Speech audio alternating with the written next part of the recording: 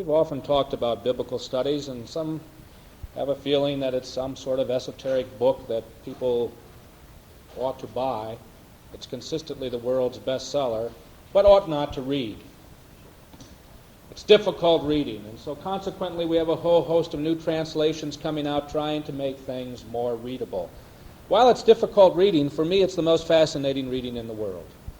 It's a detective story, it's a historical novel, it's a theological work, it's a philosophical work, it's a sociological study, it's psychological in the depths of one's understanding of human existence. It goes to the very core, hard core of values. It talks about man's response to God and God's response to man. It explores the hidden recesses of our own existence. And it provides an opportunity not only for great fun, but great search. For each one of us in our lives, make decisions continually, even if we decide not to decide. We are constantly faced in every single aspect of our lives with moral, ethical decisions that we can postpone, not make, allow to happen without our own control, make on the basis of some psychological or hidden thing that happened during toilet training as a youth, or look at in terms of the ethical, moral, spiritual values that we as a Christian church proclaim. I worked at some length on the Latin phrase which you find at the top of your bulletin. It's a legal phrase. It is translated in the legal terminology rather nicely. It is safer to be deceived than to deceive. That is an absolutely beautiful phrase for the attorneys. It does not speak to the heart of the moral. In order to be more in tune with what that phrase actually says, I took the word titius, which means safer, more prudent, and translated it that way. It is more prudent to be deceived than to deceive. But in the moral spiritual, I wanted to put in, it is better to be deceived than to deceive. That phrase, which I chose for the opening on the Sermon on the Mount, translated in that way, is exactly the impact of the sermon itself. The world would not fully understand that other than in legal terms when it came to task. Most people would like to be the deceivers rather than the deceivees. Most people see that the real wisdom and cleverness is being able to manipulate others to do what you want them to do. It is more painful to be deceived than to deceive. Usually those who are the deceivers have not got the moral strength in their inner core and the inner fiber that makes what they're doing to them hideous or odious. But the one who is deceived suffers in at least three ways. Not only because they themselves are deceived, and nobody likes to be deceived, lied to, cheated upon, made a fool of, but because if they are morally attuned, they are unhappy that the other individual has to deceive.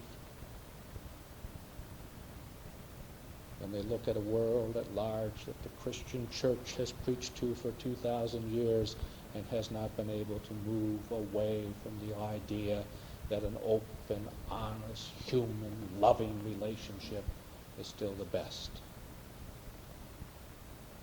And they suffer there as well. And the entire impact of what the Sermon on the Mount is all about is caught in that phrase. That there are times when you begin to look at the world, and as you look at the world tells you over and over and over and over again with all kinds of clever, interesting phrases that sort of hit to the real core of what people hold. Do unto others before they do unto you. The golden rule is reinterpreted in much of the world today. He who has the gold rules. Whether it be black gold out of the sands of an Arab country, or the gold out of the sands of Africa.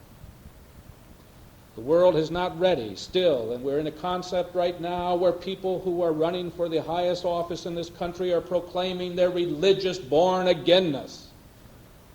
I find it ludicrous that an individual who is a member of a Presbyterian church that they claim to see him on maybe once a year is now the key person from certain conservative circles. An individual for whom church has never meant anything is now a born-again president candidate. It's ludicrous. It's even more ludicrous when you take a hard look at what is going on in the world.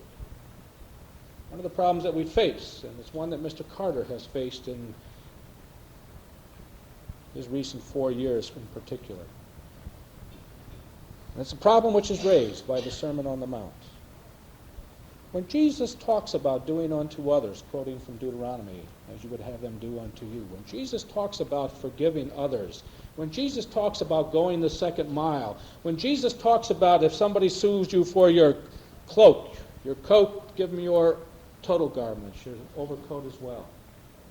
When Jesus talks about when somebody does something to you, turning the other cheek, all things which the world itself would not want you to do, what does he mean? Is he serious about that?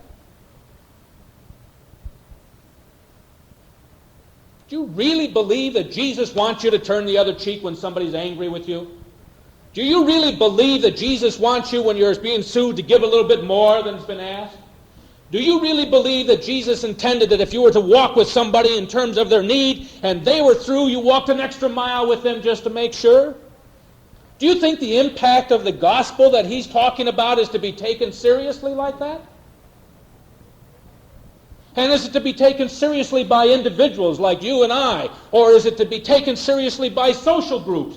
And certainly if one is the president of the largest, most powerful, not largest, but most powerful country in the world today, do you say to your enemies, strike us and we will turn the other cheek? Sue us and we will go even farther in terms of giving to you? Can you take what is seen by many as a very personal, private ethic and make it social? The questions are not new, of course, and they're the kinds of things that we have struggled with in this pulpit for 10 years, and you've struggled with in your life, all of your life. You can sit here on a Sunday morning, week after week, and say, that's true, that's the way we ought to live, and then you go out into the business. And you're faced with some decisions that are very deeply moral, ethical decisions, and not only about how you're going to run your business, but how the business is going to be run by those about you. And you're caught with all of the kinds of difficult decisions that we are constantly faced with. Do you pay kickbacks? Because if you do, you get the business and it's standard in the form in the field. A question which has come up in terms of a number of international powers and the aircraft industry. It's come up in a number of other places too, but they've become famous by it. Do you buy friendship, or is it just good business practice? Are there ethical questions to be seen at that point? I don't know. As we begin the Sermon on the Mount, we're going to be asking some of those questions. For those of you who see Mary afterwards, you will receive this comment along with the rest of the historical background to the sermon. The intrinsic quality and force of the sayings of Jesus point us to many considerations, but what especially concerns us here is his moral teaching. The Sermon on the Mount has generally been accounted the most searching and powerful utterance we possess on what concerns the moral life. It awakens men to an immense seriousness and responsibility and quickens the conscience to unsuspected ranges of obligation. It discovers man's moral nature. It plants a seed of permanent dissatisfaction in the soul, even in the case of the individual who professes not to understand or acknowledge the obligations indicated. It is like a ray of light playing in the recesses of a cave. Our most hidden motives and equivocations are brought into the light. Woe to him indeed who once hears or reads these words, for they are so formulated and proclaimed that the obligation they impose is self-evident, and one can never thereafter free oneself of their burden. In this sense, the sermon creates conscience where it did not before exist. The sayings compel us to confront and do homage, not to what the natural man but to what the Spirit demands.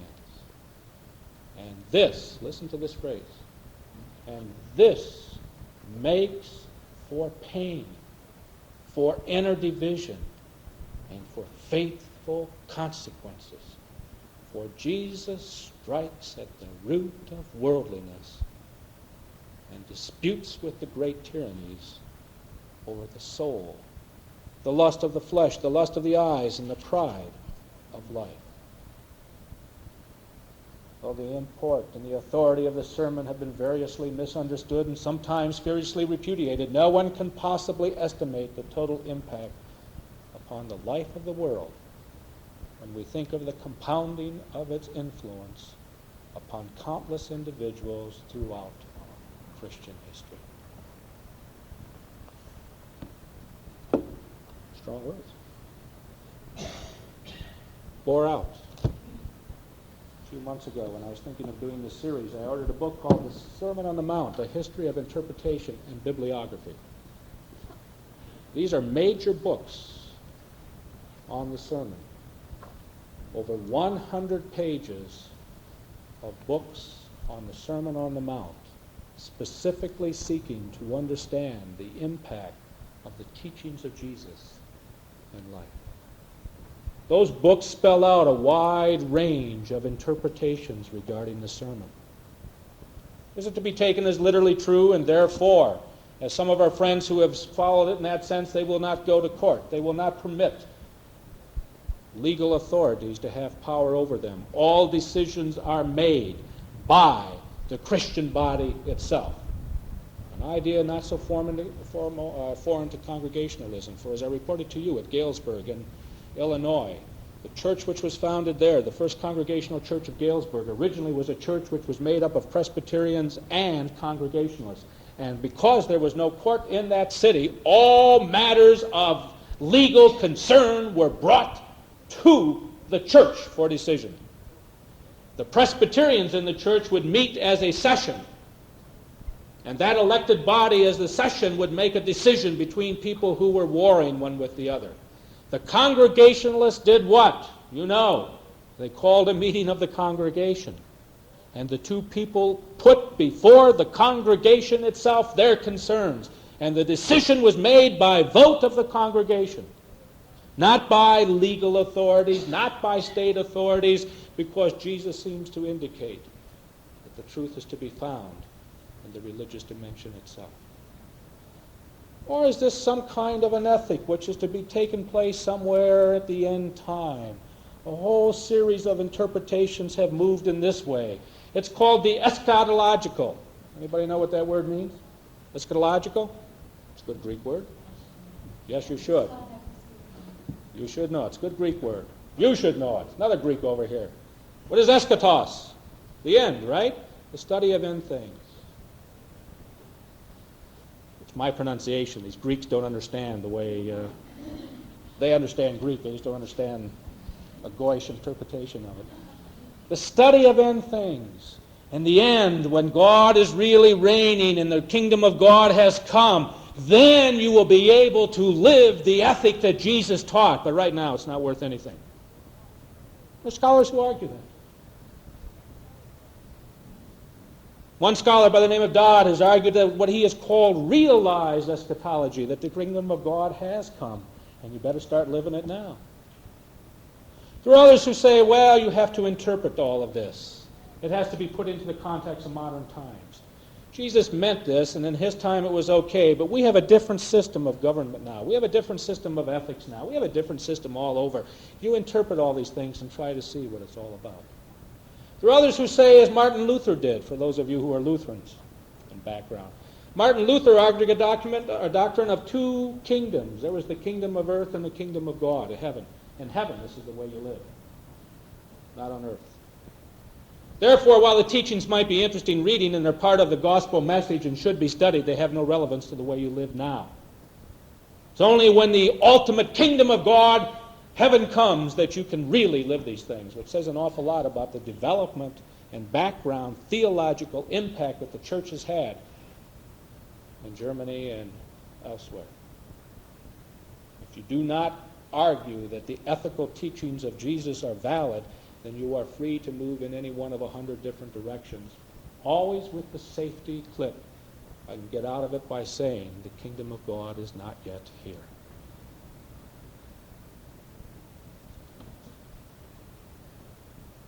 But I want to approach the Sermon on the Mount, and I want you to know the background and why I'm approaching it the way I am. I'm going to approach it as scholarly and open a fashion as I can. Those of you who read Greek, bring your Greek New Testaments next week. Those of you who read other languages, bring the Bible in a different language. I don't care what it is. Those of you who have favorite Bibles, bring them with you. It'll be a shock. If certain people in this denomination of ours saw you walking in this church with Bibles, they would fall over in a dead faint. But bring them. I don't care. If you read Hebrew, you read German, you read Italian, you read Spanish, you read French, you read Russian. I don't care what it is. Bring it. Because we're going to sit and talk about the dynamics. We'll do it scholarly, but we'll do it faithfully. We'll discover, as you well know, that the whole concept of blessed, happy, ecstatic are the meek is a total misunderstanding of what that's all about. We always put meek with little, right? Do you ever hear anybody say anything about meek that doesn't have little following it? He's a meek little man. Can't you have a meek big man? Have you ever heard anybody say he's a meek big man? No. Meek little man. Casper milk toast. You know what the real impact there of the verb and the noun is? The French have it. Debonair. It's a little different, isn't it? I don't particularly want to be known as meek in the way we use the word, but I'm not so sure that it isn't nice to be known as debonair. He's a debonair preacher. Would not bother me a bit. I don't care if that'd get around. You see, right? That's the impact. Debonair.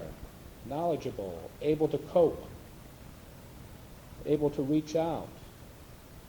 But able to do it with a core value system that means he doesn't have to do it at the expense of others. What is a debonair person? One who has within himself what is necessary for life. Am I right? A debonair person is never made debonair by what he does against somebody else, but always in terms of his inner self. I wish kids were debonair. I wish kids were taught to be debonair and be themselves and not have to live according to the pressures of peer groups out there. I wish businessmen could be debonair and be taught to live within themselves and have the core value within themselves and not the pressures of groups that are out there. See why last week's sermon tied in when we talked about false images and images which kept people away and made people think about things that they really aren't? I forgot last week to bring you a plaque. I wanted to. Didn't intend to get into it this week, but I happened to stumble across it in a stack of papers. It's a plaque that has been sent to me, and it says on it, James R. Lyons is a member in good standing of the National Speakers Association. Aren't you impressed with that? You ought to be. The National Speakers Association. There are now over 1,000 professional speakers across America who are part of this association. Nobody's impressed, but they know it's a hooker. Yeah, you see, you guys know me too well. You know I'm going to hook you. To become a member of the National Speakers Association, you send in $100 in a form. You designate whether you're a professional speaker or not, and that's all they do. They take your $100, they send you out this plaque, and once a month you receive some literature and information. And you have the right to put at the bottom of your stationery or wherever else you want to put it if you're doing this kind of a thing, member of the National Speakers Association. It is useless. It has nothing to do with standards. It has nothing to do with ability. It has nothing to do except with fluff image. It looks good. And for the uninitiated, wow, to be a member of a national.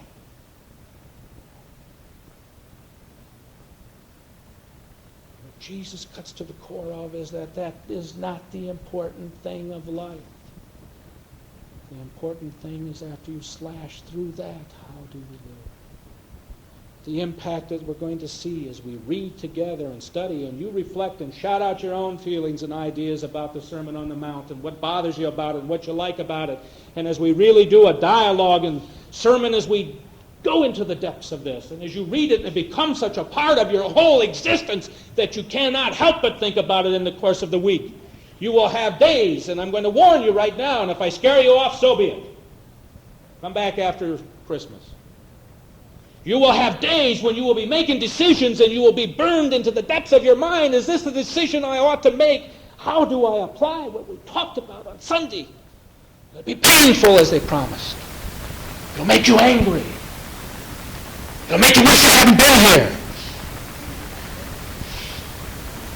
But it'll make you aware. Aware of the depths.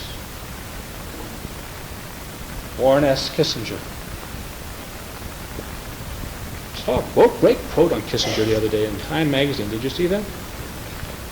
Kissinger says, people are amazed that I like the opera because they can't believe I'd like anything where I couldn't talk for more than 3 hours.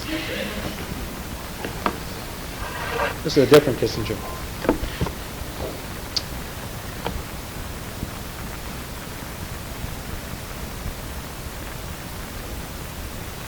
Well, the critical and historical questions of the Sermon on the Mount are of special interest in New Testament scholarship. The problem of the sermon's application and contemporary relevance strikes a more universal note. What is the Sermon on the Mount's answer to such basic ethical questions as what ought I to do and be? Around what center of value shall I orient my life? In what sense, if any, can the individualistic demands of the Sermon on the Mount be applicable to the interrelationships between the ethnic, racial, economic, religious, and national communities? Dietrich Bonhoeffer, you all know the name, the famous German pastor of the Confessing Church, who in the last days of the war was put to death, hung in the nude by Hitler's henchmen. Dietrich Bonhoeffer said that the question of the Sermon on the Mount always comes back to keeping, underlined, keeping the commandment and not evading it. How right he was.